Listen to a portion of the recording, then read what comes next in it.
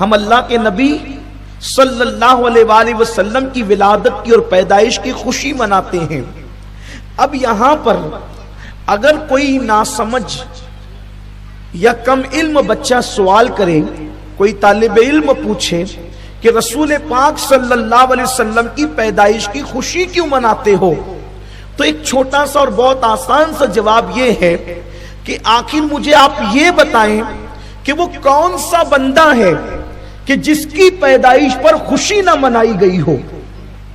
وہ کون سا بندہ ہے جس کی پیدائش پر خوشی نہ منائی گئی ہو؟ جو بھی دنیا میں بچہ آتا ہے اس کی خوشی ہر اعتبار سے منائی جاتی ہے۔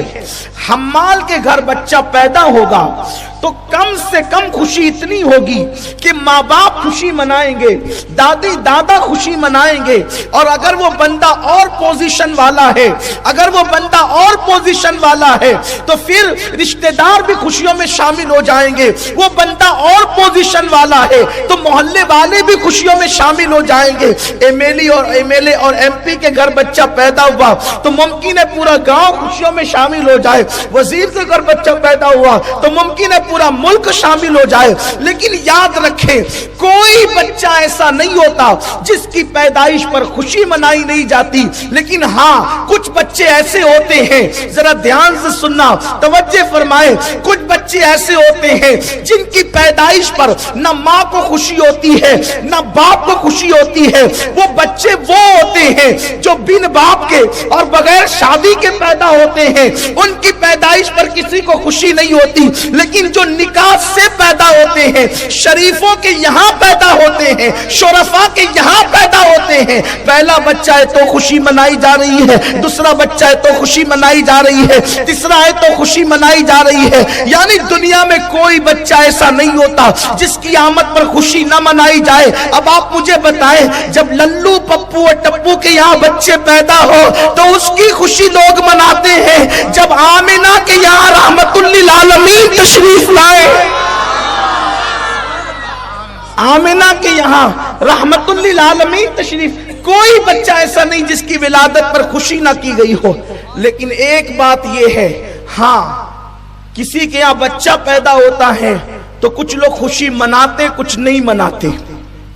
مثال کے طور پر ایک کے گھر میں بیٹے ہی بیٹے پیدا ہو رہے ہیں، گھر والے خوشی منا رہے، الحمدللہ اللہ کا فیضان جاری ہے، کرم جاری ہے اور خوب برکت ہو رہی ہے، آمد ہی آمد ہو رہی ہے، لیکن پڑوسی کو ہے دشمنی اس سے، تو جب بچہ پیدا ہوگا اسے تکلیف ہوگی، مبارکباد بھی نہیں دے گا، منہ چڑھائے گا، منہ چڑھائے گا، تو آپ نے کچھ کہنے کی ضرورت نہیں، آپ سمجھ جائیں گے کہ آمد پر یہ جو مبارکباد نہیں دے رہا ہے اس کے چہرے پر تبسم نہیں ہے بلکہ چہرہ اتر گیا ہے، بلکہ لوگوں سے بھی لڑ رہا ہے۔ کیوں اس کو مبارکباد دیتے ہو؟ کیوں اس کو ارے مبارکباد دینے میں حرج کیا ہے؟ اگر خدا نے اس کو نعمت دی ہے تو مبارکباد دینی چاہیے، آپ کیوں منع کر رہے ہو؟ تو یہ منع کرنے والے کا نیچر بتا رہا ہے اللہ نے اس کے گھر بیٹا عطا کیا، اسے خوشی نہیں ہوئی اس لیے بیچارہ مبارکباد دینے سے روکتا ہے۔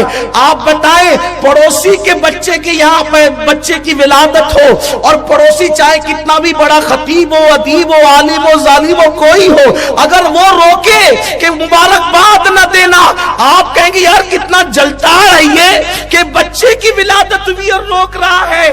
بس ہم نے کسی کو کچھ کہنا ہی نہیں ہے، جس کو دیکھو نبی کی آمد پر مبارکبادیاں ہیں اسے نبی کی آمد کی خوشیاں ہیں، اور جو منع کر رہا ہے، اب آپ مجھے بتائیں کہ منع کرنے والے کے دل میں کہیں نہ کہیں نبی کی پیدائش کے حوالے سے دکھ ہے، بیماری ہے، درد ہے، جلن ہے، اسی لیے تو وہ روک رہا ہے۔ ورنہ میرے نبی تشریف لائے تو حدیث پاک میں آتا ہے کہ مشرق کے جانوروں نے مغرب کے جانوروں کو مبارکباد پیش کی، پتھروں نے خوشیاں منائی، کنکروں نے خوشیاں منائی، فرشتوں نے خوشیاں منائی، حتیٰ کہ اللہ نے خوشیوں کا اظہار اس طرح کیا کہ جس سال نبی کی ولادت ہوئی اس سال اللہ نے بیٹیاں پیدا نہیں فرمائی، 70,000 بیٹے ہی بیٹے پیدا فرمائے۔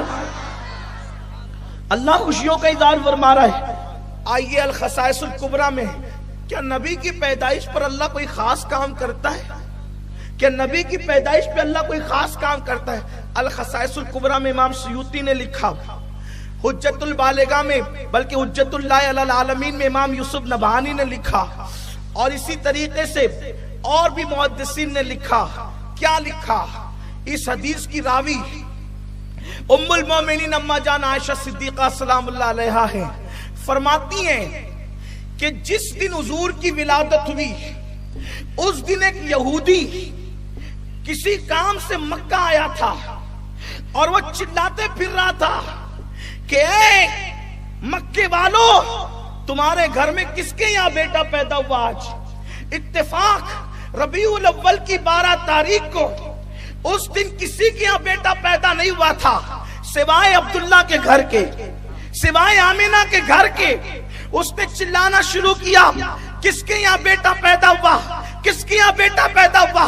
لوگوں نے کہا اتنا چلا کیوں رہا ہے؟ بیٹا کس کے یہاں؟ بیٹے تو ہمارے روز پیدا ہوتے ہیں، لیکن تو پوچھتا ہے کہ بیٹا کس کے یہاں پیدا ہوا؟ تو کہا جو روز پیدا ہوتے ہیں وہ الگ ہے، آج جو پیدا ہوا ہے وہ الگ ہے، اس لیے کہ رات میں آسمان پر ایک ایسا ستارہ طلوع ہوا جو روزانہ طلوع نہیں ہوتا، وہ ستارہ صرف نبی کی پیدائش پر طلوع ہوتا ہے۔ رات میں وہ ستارہ میں نے آسمان پر چمکتے دیکھا جو صرف نبی کی پیدائش پر چمکتا ہے اور ہر رات نہیں چمکتا۔ نبی کی پیدائش کی رات ہر ستارہ روز چمکتا ہے، نبی کی پیدائش پر الگ وہ ایسا ہے جو روز نہیں چمکایا جاتا، وہ صرف نبی کی ولا۔ حدیث ہے، حدیث ہے۔ اب آپ بتائیں، کوئی کہتا ہے کہ آپ لائٹنگ کیوں کرتے ہو؟ وہ خدا ہے، وہ ستارہ جگمگاتا ہے، میں ستارہ جگمگا نہیں سکتا، تو اس کی سنت پر عمل کرنے کے لیے میں ستارے کی جگہ کمکمے لگا لیتا ہوں، لائٹ لگا لیتا ہوں۔